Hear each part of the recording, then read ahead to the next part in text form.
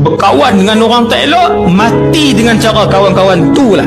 Mesti. Ini janji Allah dalam Quran, janji Nabi dalam hadis. Siapa kawan kamu, macam itulah cara kamu mati. Kaedah dia macam tu je. Kawan. Urusan kawan ini disebut oleh Allah dalam Quran. Tuan-tuan, kawan bukan benda main. Sebab tu penceramah motivasi dia sebut, tengok siapa kawan anak kita, kita duk buat tak heran. Allah kawan pergi dengan siapa Ustaz Dia ni kawan pergi dengan siapa? 16 tahun kita bela dengan duduk di masjid apa semua, dia nak berubah bukan 3 tahun. Seminggu dia boleh berubah. Seminggu dengan kawan hak tak elok ni, kawan hak nakal. Seminggu dia boleh jadi jahat.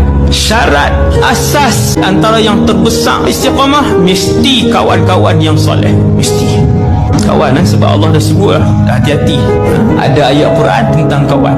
Ya wailata laitani lam attakhidh fulanan khalila. Celakalah aku, kata satu orang di padang mahsyar, manusia yang paling celaka dan rugi akibat tersalah memilih kawan yang jahat dan meninggalkan kawan yang baik.